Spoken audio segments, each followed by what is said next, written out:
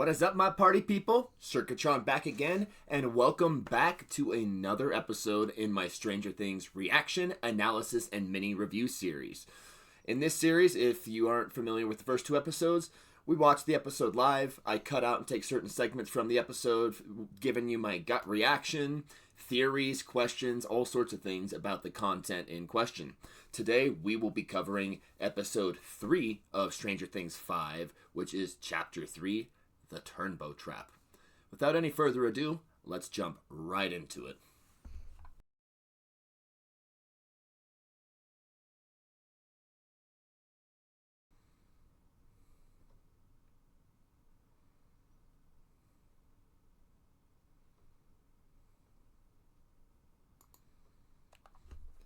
So this wall just continues to really intrigue me. Like, Elle is using the hell out of her powers and can barely break through. The moment Hop stabs it, it regenerates its form and its health. What the heck is this wall? What is hiding behind it? What is it made out of? Like, I'm sure we will be getting that answer, but holy crap, dude, this thing is insane.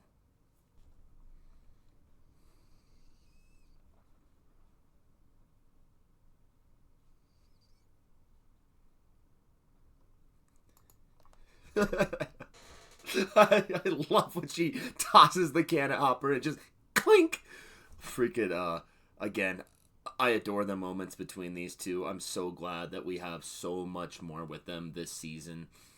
This is just another one of those funny moments. He's like, dude, I packed for a party of one. All right, here, try it. Maybe you'll like it. And he's still, even during all this, like slowly like giving her some character growth moments. It's not about all the sugar and the Egos and all the snacks she loves anymore. She's having jerky, and she actually ends up liking it.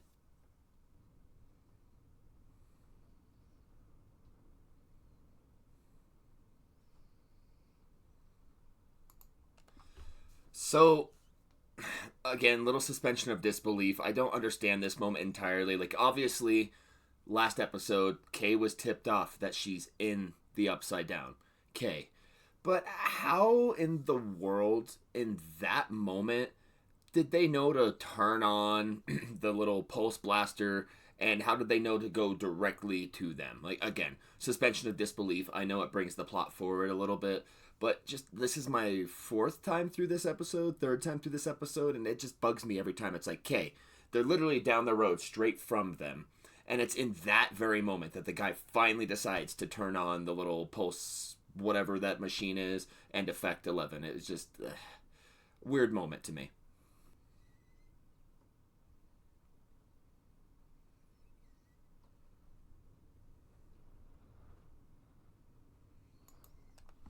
Oh, oh, I really like that moment. I really love that Will is finally using his voice. He's speaking up. He's like, no, okay, I am right here, Mom. All right, your plan sucked. It was awful. We actually did something, and thank God we did because we figured something out. Like, I feel for Joyce. She is an amazing mother. The things that she has gone through and the things that she has seen, that's enough to drive anyone just insane. But I adore that Will speaks up and says something to her, especially like that. I'm right here. Why are you talking about me like I'm not sitting right here? Again, the character arc we are getting for Will in this season is amazing. I love that he is getting his voice. I love that he's speaking up. And Noah Schnapp does such a great job in this scene, especially when she's talking about him. You could just see him uncomfortable as hell and just getting more and more riled up until he finally speaks up. Adore that scene.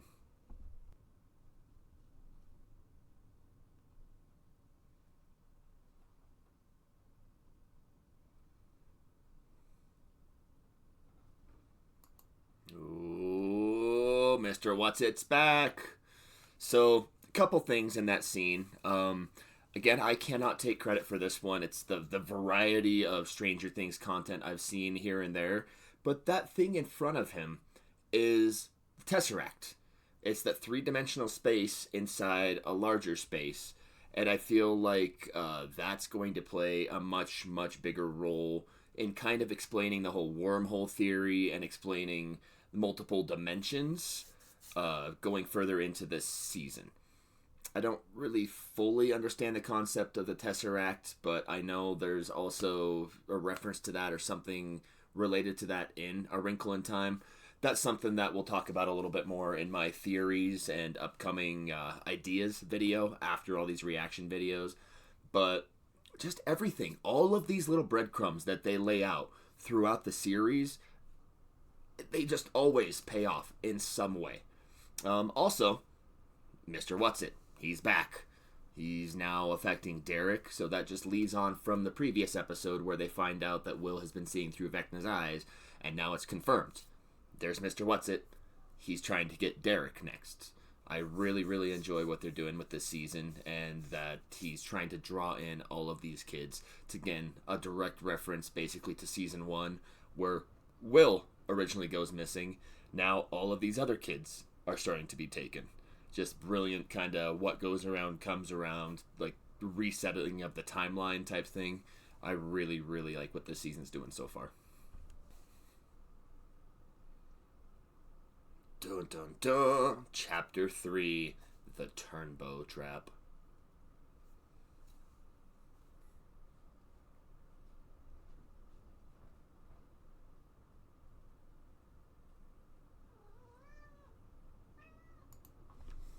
So, this entire interaction with Henry, or I guess not Henry, Mr. What's-It, it's really got my mind gears turning. Why is he making the children so comfortable? Like, so in season 1, when he takes Will, just takes him right to the Upside Down, plugs him into the freaking Mind Flayer particle ejector or whatever those are, and leaves him there. I find it really curious that he has them in this house, like this memory or wherever this is exactly. Why is he making them so comfortable? That's something that I'm sure they'll address later on. That's something I'll cover more in depth in an upcoming video. But I just find this really, really curious that he's taken on this new persona and he's making these children he's taking here comfortable and giving them basically their own world. I feel like there's something to that, possibly.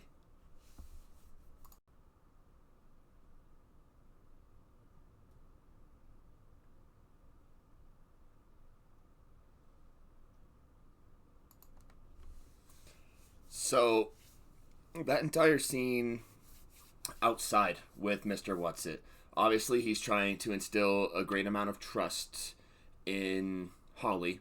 Obviously, he's playing mind games and stuff like that. Or is he? Like, we don't know entirely what's going on yet. But just the fact he gave her that boom box and the Tiffany tape, he's trying to instill trust in her. But he's also giving her the gift of music, which I find kind of weird because unless he doesn't know, music is your lifeline back to the real world. And that's how Max in season 4 got back to her friends with running up that hill. So a lot of this has my gears turning. Again, we won't talk about it in detail in this episode. We'll do that more in the theories video later on.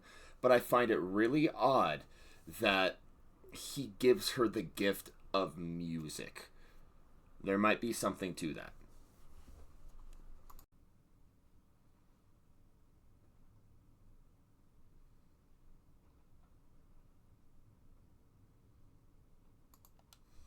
So this scene, I really enjoy the slow build of tension that we get here, where at first the military just shows up.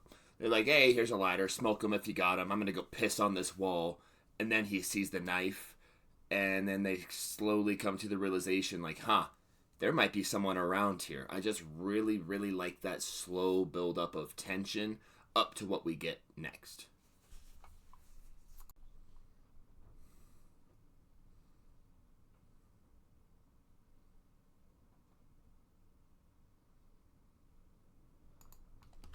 Oh, that entire fight seems so well done. It escalates so quickly, and against all odds, 11 and Hop managed to get past 5 enemies. They've managed to take down 5 enemies.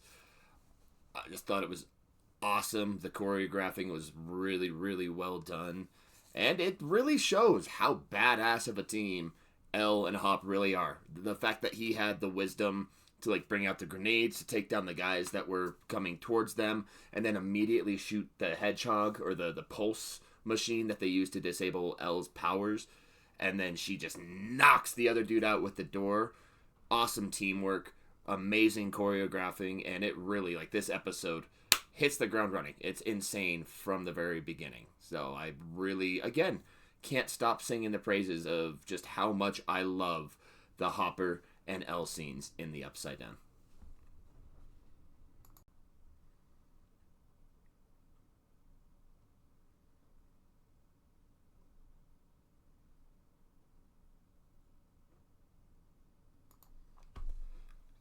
So this scene is a little more expository. There's a little bit more exposition.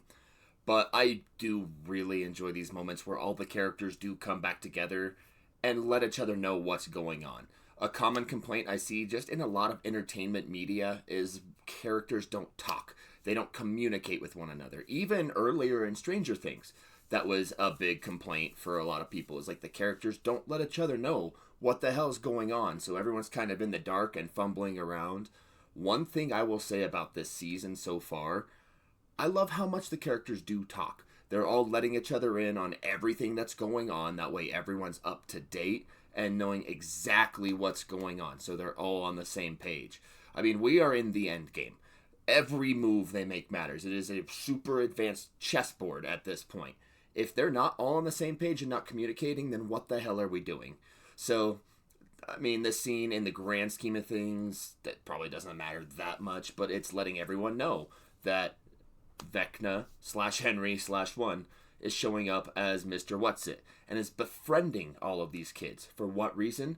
We don't entirely know yet, but I love that people are communicating. And we got our first time where Steve actually talks directly to Will. Hallelujah, in 5 seasons, it finally happens.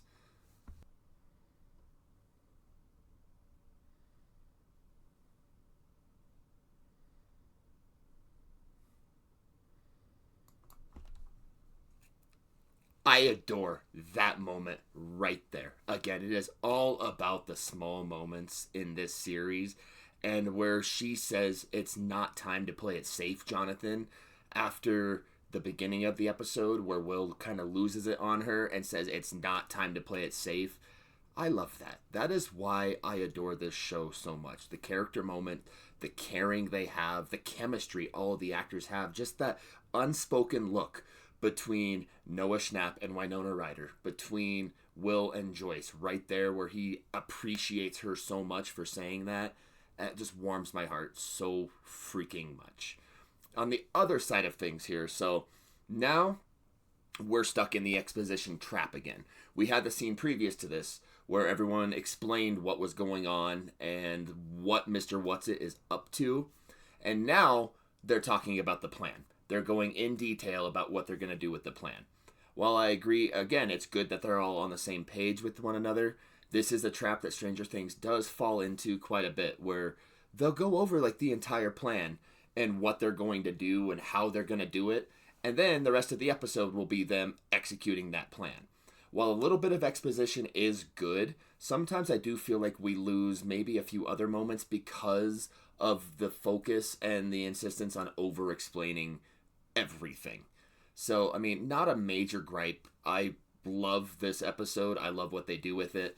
But there is a lot of exposition in this and the next episode, just where they over-explain everything that they're doing.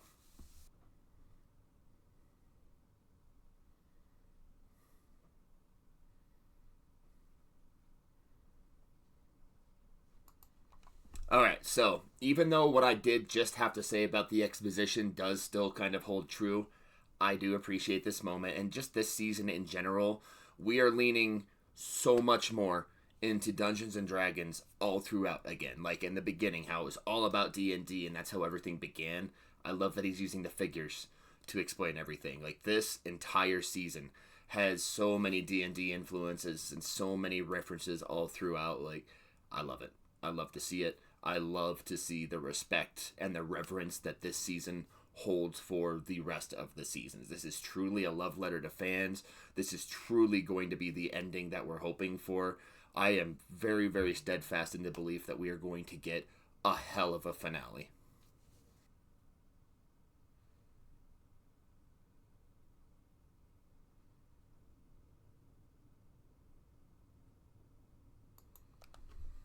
All right, so in season 4, running up that hill was a crucial piece of music. Not only, obviously, to save Max during that just amazing Dear Billy episode, but also the thematic nature and the lyrics of it about exchanging the experience, running up that road, running up that hill. There was a lot in that song that referenced directly to Max's storyline. With this, she just listened, Holly just listened to I Think We're Alone Now. Now, I'm not going to go too in depth into this because, again, it's going to be something I cover in the theories video. But is this going to figure into Mr. What's-It's, Henry's ultimate plan? I think we're alone now. Is that going to be referencing him versus the Mind Flayer?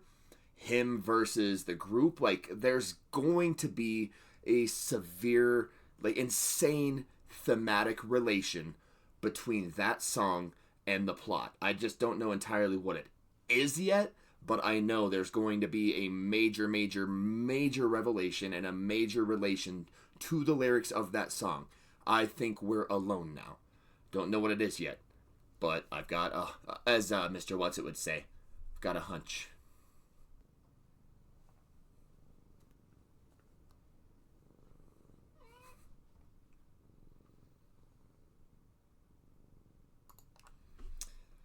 So in this scene, again, I'm not gonna like just completely come out and say it until we actually get to the moment, but if you're paying attention to some of like the clues, and not really clues at this point, but the shadow in the window and some of the things we saw a little bit earlier and some of the reactions and the ways some of the characters act, you can tell who this is at the door. That's what I adore about this series is there are little breadcrumbs just peppered all throughout. Just that's why I love Stranger Things so much is everything is placed with intention. Every scene is written with intention and the cinematography has so much intention behind it that if you really pay attention to a lot of the context clues, it doesn't make it predictable, but you can kind of infer what the plot is going to be and where the show is going by really paying attention to everything that they're putting down.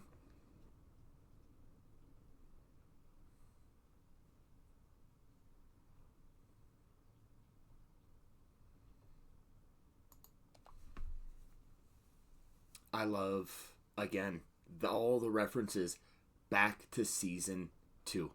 So many callbacks. Compromise, COM, promise, halfway happy. All of these conversations, all of these formative lessons that Hopper gave to Eleven during season 2 when they were in hiding, when he was living with her in that cabin, are all coming to fruition. They have developed her into the woman she is now. Insane. I love the amount of callbacks. This is a very dark conversation they're having, talking about breaking into this guy's head and just trying to really, really break him and get to him. And 11 just references right back to the lessons he's taught her through her life. Compromise. Halfway happy. I just, the writing in this season has been amazing. I love the callbacks, and I just love the reverence for this entire series, how much detail they have put into just continuing the legacy of this series.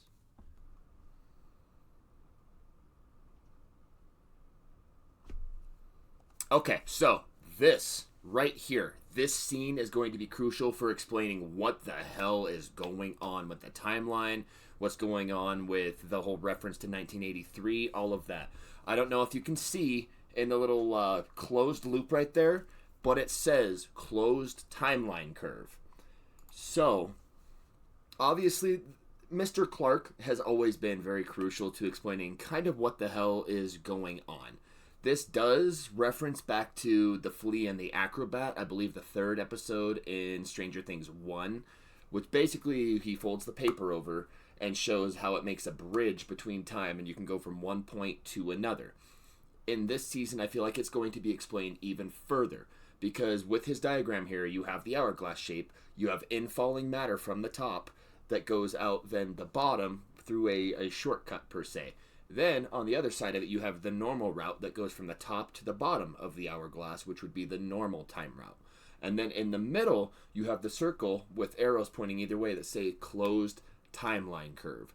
So, whatever is going on between the upside down and the real world, there is a closed timeline curve of some sort going on, which explains why it is stuck in 1983 and why these events keep seeming to recycle themselves, why the upside down returns every time, why kids are being kidnapped again.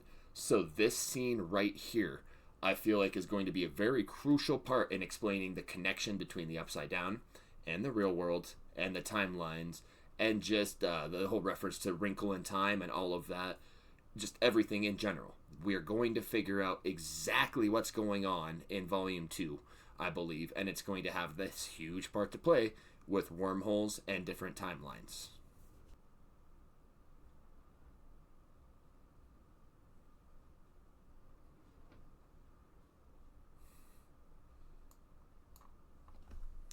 Oh, Erica. I freaking love her character. So the first couple times I watched this episode, this scene annoyed me. I'm like, dude, you're being unreasonable. Just listen to them. But the thing I love about Erica is, yes, she's sassy. She throws a little bit of attitude at people, but she really cares deep down. The moment they mentioned Holly and that Holly was in danger and this is all to save Holly, instantly she was on board. She's like, why didn't you just start with that? All she wants is for people to be honest with her, for them to include her and treat her seriously as part of all of this. I really, really adore Erica's role in all this, and the more I watch the scene, the more I appreciate it. Like, she's on board as soon as she knows what is actually happening.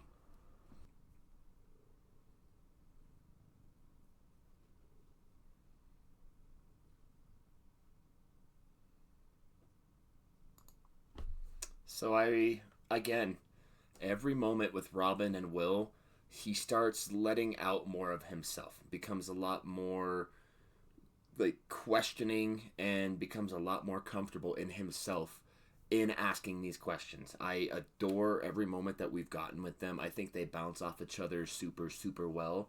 And I just can't stop saying, I am so happy we are finally getting Will's character arc in full. We are finally getting to see him starting to blossom as a person and starting to finally understand himself. It's sad that it took us, not sad per se, but I just wish it wouldn't have taken us so long to get here. But I think that's why the payoff is so much more. Is for the longest time he was lost. He didn't know who he was, what he was doing, and now we're finally getting him to look inward and really, really discover himself.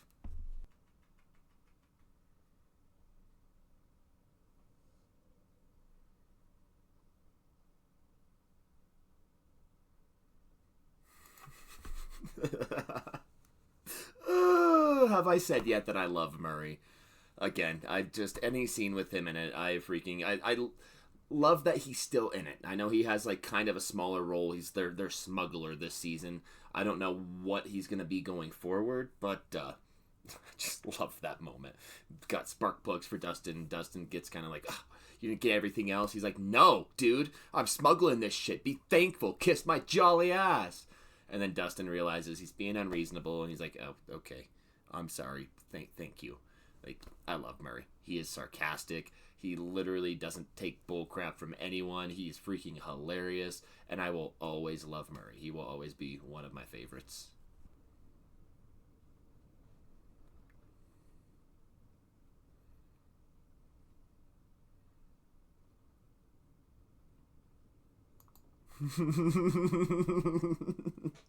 Oh, see? Okay, and right there, slowly through the episodes, you can start seeing their relationship getting better and kind of more back to what it was.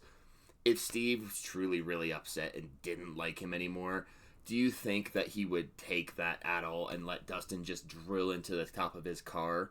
And then one of my favorite little moments in that is where Steve's like, "Hey, will you go to the front? We need to drain the window washer fluid." And Dustin's like, "Oh, the window washing fluid. Great job, Steven." Like, I just love the sarcasm and the banter between them. And you do slowly see that relationship starting to form back up, and that funny banter to form back up between them. And I love it. As the teamwork increases, so does their relationship. I am fully convinced by the end of the season, wherever our characters may end up, please, I hope Steve survives all of this. I don't think Dustin's in any danger, but I hope by the end of the season their relationship is fully back to where it was, because that was one of my favorite dynamics, especially in season 3. I loved their relationship.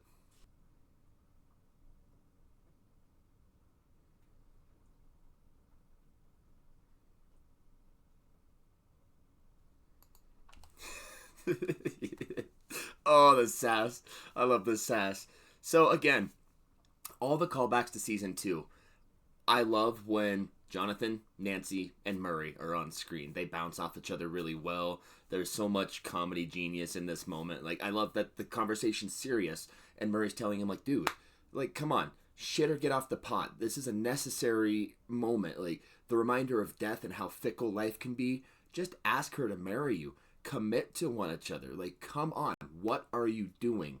And then that just foreshadowed, like, Nancy's got to be hearing most, if not all of this. And so she turns around and is like, "I'm going to shoot you in the potato sacks if you don't shut up, Santa." And I never miss. And then Murray's face is like, Jesus. I love the comedy. I love that we're still getting these amazing character moments, even in the midst of just all the craziness that's going on. And then, of course, Murray being Murray. God, I love the follow-up. He's like, they're actually quite large, my potato sacks. God dang it. I love it. Ever since that season 2 moment where they go and talk to Murray, I love the relationship. I love these characters together. It's just some great, great moments.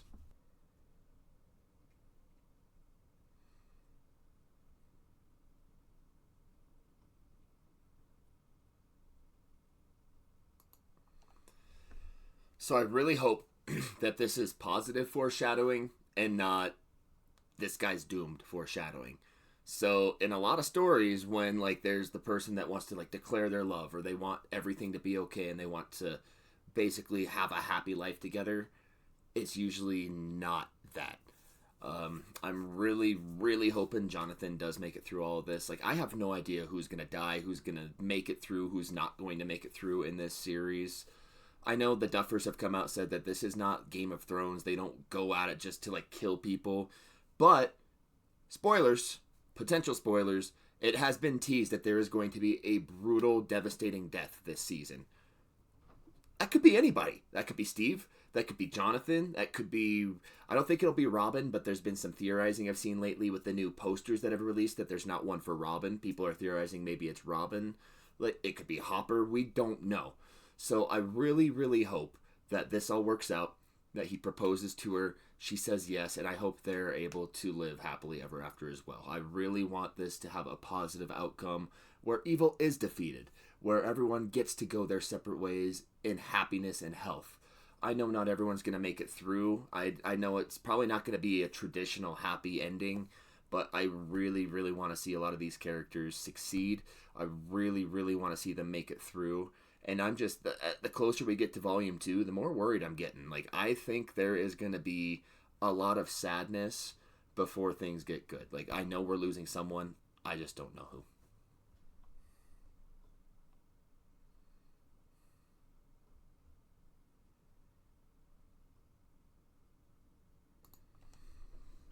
So this interrogation scene, we'll cover a little bit more of it towards the end of this clip in the next little segment. But the one thing that really stood out to me, again, being callbacks to previous seasons. He talks about 11 and taking down the helicopter with just her mind. And the word he specifically uses is, she's a freak. We've heard that so many times before. So even in the dialogue, we're having callbacks to previous seasons where characters are going through the same thought patterns. the callbacks also, I feel like, are referencing to this whole timeline theory. We've got more people now that think 11 is a freak. That word freak is used so much. There's just so many things and so many patterns that you notice that just keep repeating themselves over and over and over in dialogue, in characters' actions, in different happenings that are going on. Like, there's so much that calls back to previous seasons.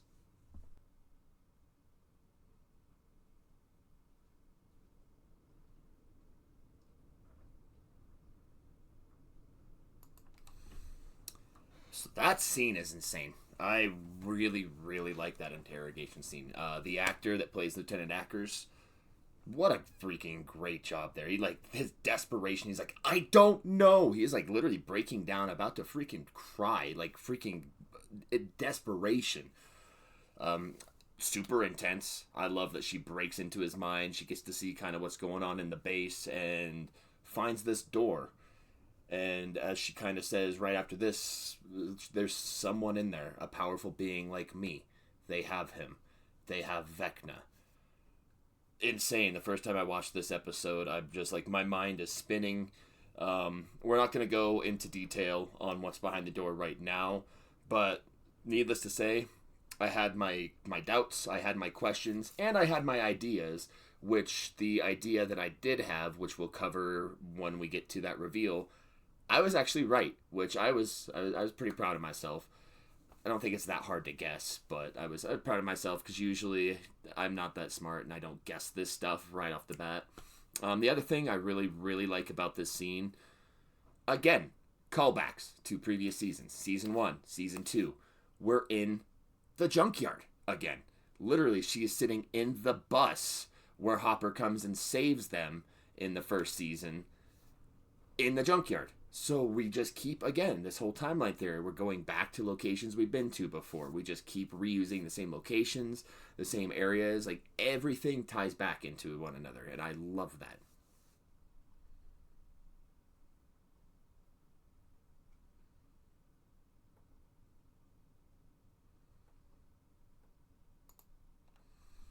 And right there, so there's our first instance. Holly the Heroic. The figure that Mike gave her in the first episode, and talking about her being Holly the Heroic when she has doubts, when she's scared, turn to Holly the Heroic. Boom. Right there. She looked at the figure, asked, what would you do? And now she's going on an adventure. She's going to go through the forest. She's going to use the map, and she's going to find out what is in the rocks. I love it. Foreshadowing from that first episode. We knew that Holly the Heroic would play a very important role. I do think continuing forward, too, that Holly the Heroic is going to continue to play an important role. Potential spoilers in this little saying right here, but episode 6 is called Escape from Camazotz. I feel like Holly the Heroic might have a really, really, really important role in that episode. We'll talk about that a little bit more once we get to it, but referencing Holly the Heroic, I know she's going to have a very, very important role to play going forward.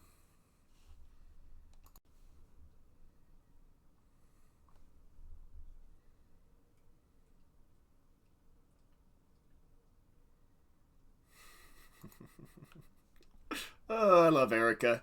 She is such a good actress. The actress that plays her, obviously, but also Erica in the show. Like, she just laying it on thick. Like, oh, I'm so sorry, Tina.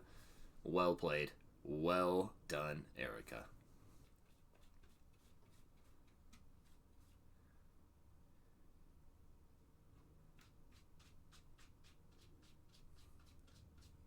God, I love that scene. I love that scene.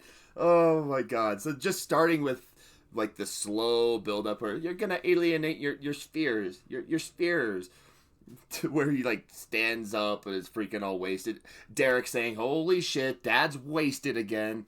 Like, that scene is just golden. There's so much comedy in it. It's so well done. It legitimately feels like something from a horror movie too. Like, you slowly unveil it. The dad gets there, passes out. The mom gets up to help him, passes out. Derek passes out. Like, it feels like something that an insane killer or something would do in a horror movie. but it makes it even better that it's freaking Erica. And then she pulls out the needle. She's like, I told you to eat your damn pie. And then just ejects Tina in the neck. I love the hell out of that scene. That is one of my favorite scenes in this episode. So well done. So entertaining. So freaking funny. And it's really, really one of Erica's best freaking moments in the series up to this point. Absolutely, bar none. So this entire segment, I'm going to kind of flash the content on screen here and there, but I love this segment. It's literally like Home Alone for Demogorgons. I think this is brilliant. This entire segment is brilliant. Like them taking all of the stuff out of the room, rigging this entire house up for traps. Incredible. Like, this is definitely the golden moment in this episode for me. I think this is brilliant how they put this together. I think the execution is flawless. I think all of the teamwork they've exhibited up to this point is just absolutely insane. Like, this is far and away like my absolute favorite part of this episode. Far and away. Them rigging up the door up here in Derek's room. Like, I really, really, really, the first time I saw this episode, I was just grinning ear to ear, just amazed at what the heck they did. Like, wow. The storyboarding for this scene alone must have been just something else. And then this moment where Steve sees the chainsaw, he's like, what are we about to do, guys? Revs it up. Oh, like, you knew that in this moment, you absolutely knew that something very, very special was about to happen. And oh boy, does something very, very special happen very, very quickly after this. I love this segment.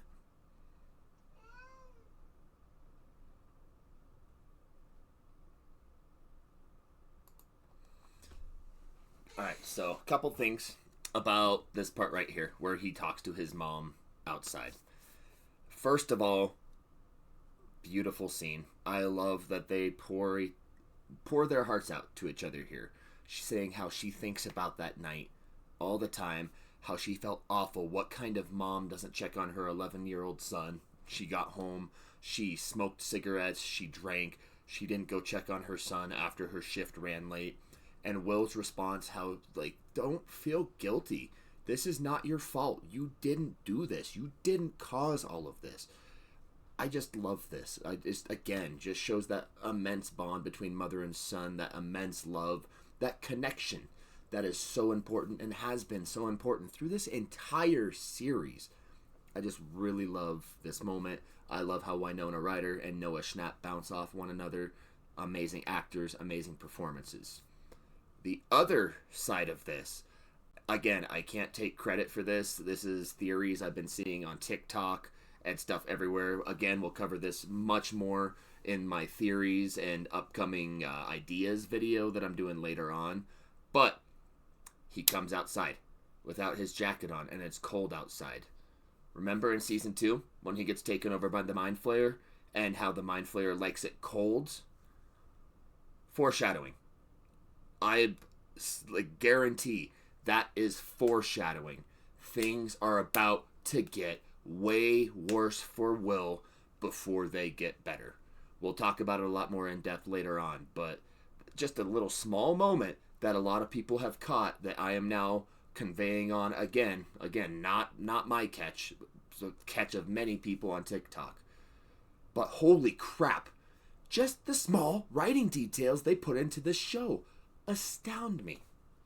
All right.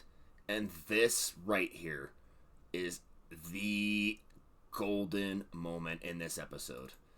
So from the moment those lights start flickering down the street to where it's in the house and in Derek's bedroom, I was on the edge of my seat. I barely breathed the first time. This is so well done. The CGI, the choreographing, the shots, the cinematography, everything they did is so well done. Starting here, the demo just crashing through the ceiling. the look on Dustin's face here, like, oh shit, it's go time. All the way to him walking up to the bed and unveiling Derek. Like, oh, again, we're gonna flash the content on screen here and there. I'm gonna commentate a little bit throughout because this is one that I want to track and not cut up like I normally do. So yeah, he finds the dummy, freaks the hell out. As soon as he does that, Lucas throws the freaking, I forget what the chemical is at him in the grenade bombs. Kerosene, I believe. And then out he comes. Wham! Nail board to the chest. And then this part right here freaked me out the first time. He jumps over the railing right in front of Lucas. Lucas runs into the kitchen, freaking get the hell away from him. And then right over the mat, here comes the demo, and plunge. Insanity. Like, the entire time, my fists were curled up. I was just freaking out, like, get him, get him, get him. And then there's the flare. He gets up. Nancy shoots him with the tracker, and she hits. I am so impressed with the cinematography and the effects in this. This is insane. Oh my god. And then, yep, up he goes. Mike whacks him a couple times with the shovel. And then the demo's like, oh, hell no, I'm out of here. And done. Holy crap.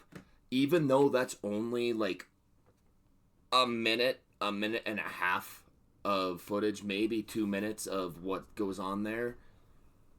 Just incredible. Like, I was like, fists clenched, like smiling the entire time like a madman. I'm like, oh, this is amazing. Like, this is the kind of stuff that I really love this series for.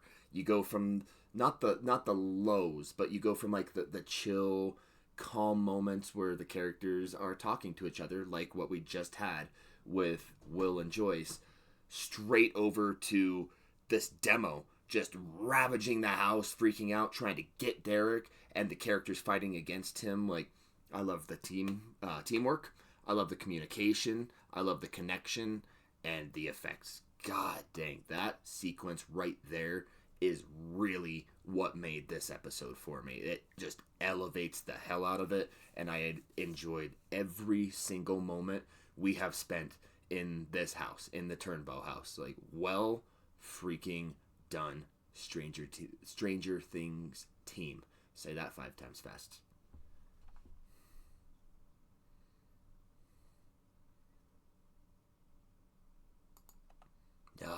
And then, boom, straight into this where they're tracking the demo.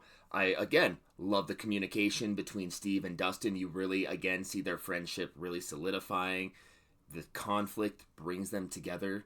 They're not at each other's throats. They are actively tracking this demo. They are serious about this. They know that shit is hitting the fan and that everyone is relying on them.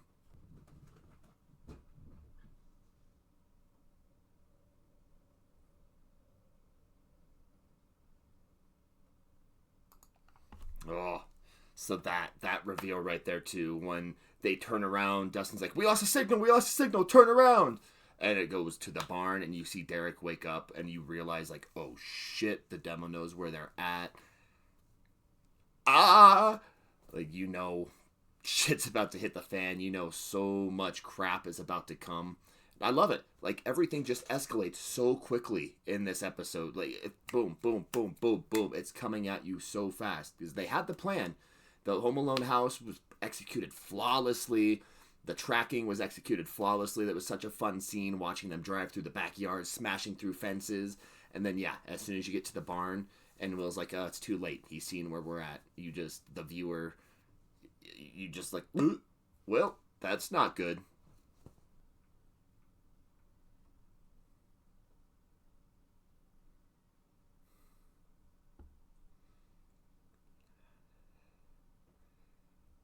Yeah! Woo! So the first time I saw this episode, I screamed. I was so freaking happy to see Max back again. Like, so earlier, as I alluded to earlier in this episode, when you see someone or something watching Holly from the woods, my first instinct, my first thought was honestly like, I wonder if that's Max. Who else would be watching her? Is that one of the creatures? Is that the mind flare? No, that's gotta be Max. Flash forward to this. Oh my god, I was so freaking happy that I was right. I'm so freaking happy she's back. It is so great to see Sadie Sink again.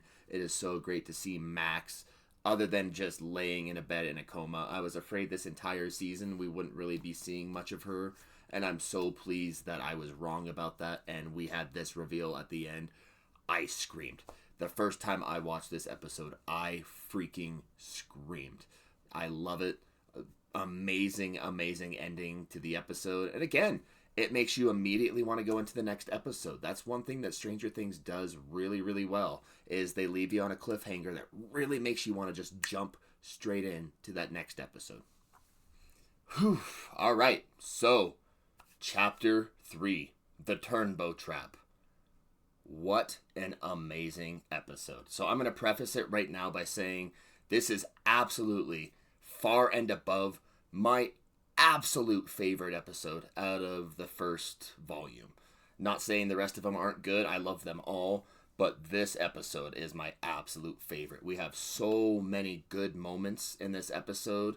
We've got the slower character moments on one side, and then we've got the insane reveals and the really, really fast-paced moments on the other side of things. So to begin with, I mean, we have the moment between Robin and Will in the hospital.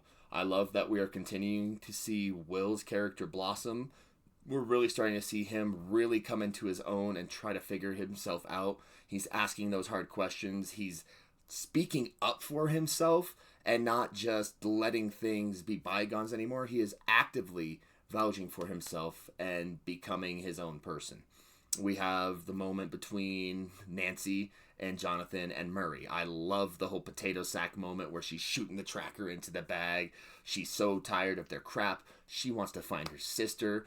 But we get that humor from Murray still. Anytime Murray's on screen, I love it. There's just so much dumb, fun humor in this that it really, really, it brings that lightheartedness back in an otherwise really, really, really dark setting. The scenes that we have in the Upside Down between Elle and Hopper. I love that we have that connection again. I absolutely love that we have that pairing where they're really working with each other. It calls back to season 2 where she's talking about compromise. C-O-M, promise. Halfway happy.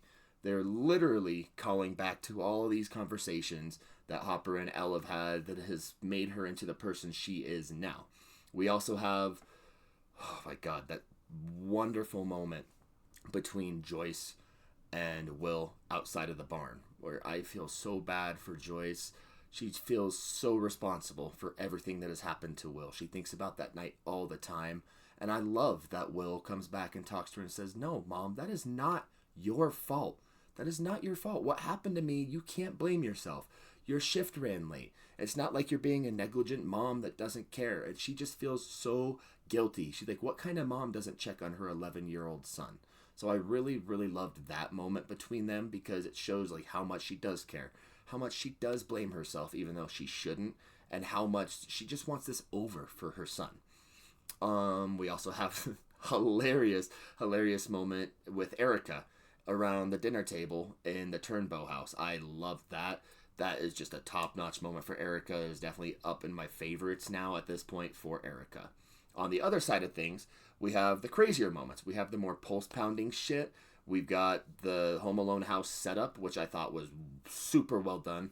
I love that they all coordinated with one another, and they really, really just made that house a death trap for this Demogorgon. And then following that up when the actual sequence happens, where you just see just all of this, their fruits of their labor coming true and actually working. I thought that was brilliant. But up to the moment the tracker gets fired into it and it starts running off and they start tracking it, I thought that was executed so well. The effects were super well done. The choreographing was super well done. It was just a super insane moment, even though it went by like that. We also have the fight in the Upside Down with Elle and Hopper where they're fighting the military. I thought that was awesome. Hopper's just a badass. He takes down 4 guys. by himself. They kidnap the fifth guy, go take him and infiltrate his brain and figure out there's something hiding behind that door. Is it Vecna? Who is it? We don't know yet. Loved that. And really, just the ending up until where they realize they're kind of screwed and, hey, the demo's headed straight for us. And then, of course, the very, very end with Max showing back up. Oh my god, I was so happy to see Max again. So, all in all, again, my favorite episode out of the bunch. I definitely give this one a very, very, very solid 9 out of 10. I want to go higher, but I don't know what's to come, and it might rate higher later on, but I don't want to rate it so high that if we get an episode that's even better than that, it doesn't really outdo it. Plus, I don't really like to give things 10s or super close to 10s because nothing's ever perfect. Like, if you get that perfect thing, like, that's like a unicorn. Like, nothing is perfect. Everything's got flaws. I don't really think necessarily anything's a 10 out of 10 per se. That might change in the future, but no, this episode gets a very, very solid 9 out of 10. Next up, we will be analyzing and reviewing episode 4, chapter 4, Sorcerer. Stick around on the channel. We'll have that one up hopefully relatively shortly after this, at least like 3-4 days at the max after this episode uploads. And that will complete the Volume 1 episodes for our live reactions, analysis, and mini reviews. I want to thank you all for being here, vibing with me. Again, just listening to me yap and yap on and on about Stranger Things. I freaking love it. I love Stranger Things. It means so much to me. I don't want this series to be over, but oh my god, is it going out with a bang so far. So yeah, one more time, guys. Thank you so much for the support. Thank you for showing up, being here. Please consider subscribing to the channel if you've enjoyed this content. We're going to keep doing stuff like this going forward for a variety of shows. Please consider liking the video if you liked what you've seen, and comment down below. Join the discussion. Let me know what you like about these videos, what you don't like about these videos. Tell me what you liked about the episode. Just tell me, talk in general, what you really, really enjoy about Stranger Things, even if it's not related to Season 5. I would love to open a dialogue with you guys. I would love to talk with you, and we can just all nerd out about Stranger Things. So thank you guys again for being here. Thank you for the support. I love you all so much. And until next episode, peace.